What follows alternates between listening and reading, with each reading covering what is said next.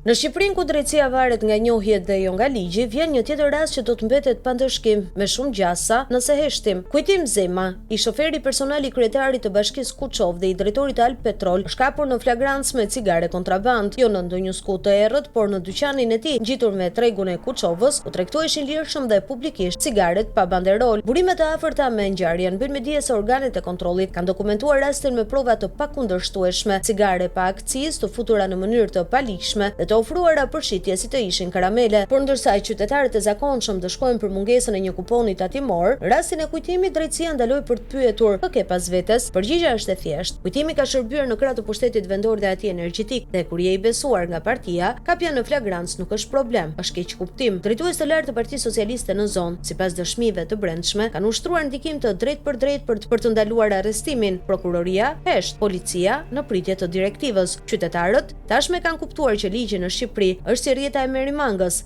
kap vetëm të doptit.